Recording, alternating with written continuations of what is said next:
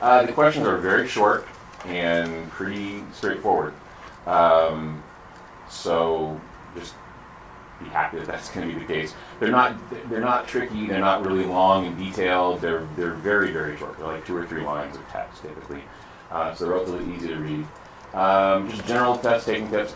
If you can come back to a question if you don't understand it, don't get the point. So the questions are very straightforward. So if you don't get it, come back to it. You can mark off what you didn't do, and then it'll show you which ones you come back and you can get them. The questions that I didn't understand at first, when I came back to them later, like they were, oh, but I was just reading it weird. And that's the way to do it. Like you just keep reading it over and over and over again, you're not going to ever get out of the hole.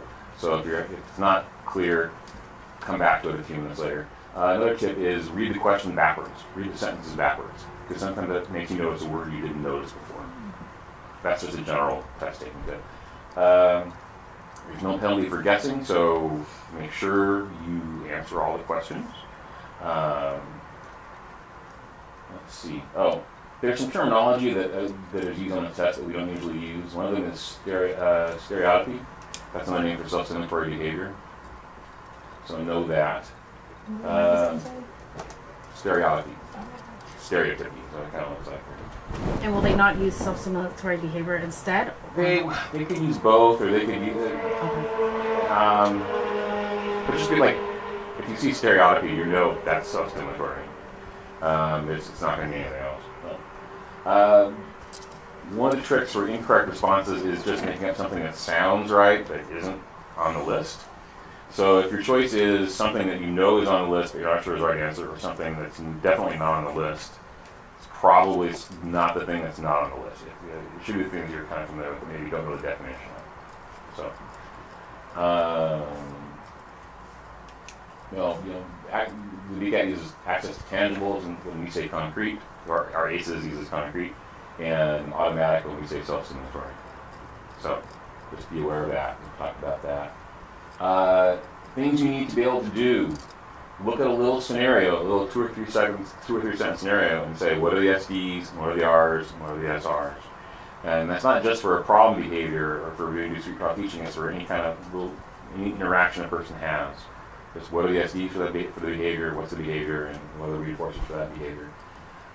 Be able to look at a little scenario, figure out positive reinforcement, negative reinforcement, positive punishment, negative punishment, and be able to figure out the function. It's got to be one of the 4. Very important skills. Here's one tip. Problem behaviors are always going to be caused by positive reinforcement or negative reinforcement. They're never going to be caused by negative punishment or positive punishment. Problem behaviors are behaviors that are reinforced and maintained, not that are being punished and going away. So if you're trying to figure out the consequence for a problem behavior, it's going to be a reinforcer. Then you just have to narrow it down to positive reinforcer or negative reinforcement. I redid the verbal. We already said this, but just to review it. Yeah, if they say a therapist is teaching a child to request something, pretty much no matter what, if they say what verbal operant are they working on, it's going to be manding. If they're teaching a child to label something, pretty much it's going to be tacting, even though they're giving interverbals to teach them. So for these items, don't read them right now. Listen to me for a second. I'll have you read them. Like, look away from the screen. There are some items where when I was getting ready to take a test, I'm like, I don't know how to study for this, because I don't know, like teaching motor skills is one of the, there's no really standard way that you teach motor skills and so on.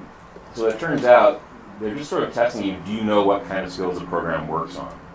So let's say a therapist is doing this with a child. What are they working on? It'll say social, motor, whatever, and you got to pick motor because they're doing motor skills. So they're very easy questions. But for these, when you're reviewing the task list, there's somewhere just like you just got to know that's something we typically teach. You don't have to know how we teach it necessarily. Okay. And in the large part for the tacting and manding and so on, you don't have to know how we teach tacting and manding and verbals and echoics. Just know that's what they're doing. Recognize that's what's being done, and that's a close report deficit and autism. The very beginning of the task list is just information about autism. So section A is no, and it's all from the DSM. It's all from, these are the diagnostic criteria for autism. So just know the DSM technology, the terminology for the different deficits and excesses that are associated with autism. So you just got to read it. And just know that the core deficits are deficits in social, well, I'm not reading out that, but just know these core deficits and know these core excesses. And then also know that, and I always mess this up. I never remember if it's if 1 is lowest and 3 is highest, or I think it's the from high functioning. Is that yes, what you're right.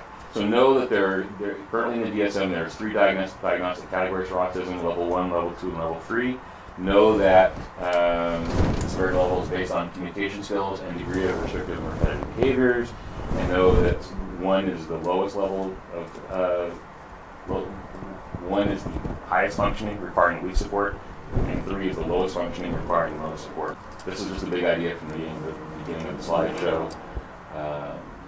When we're increasing behaviors, we're just manipulating SDs and Rs. Every intervention that we're going to talk about is doing that.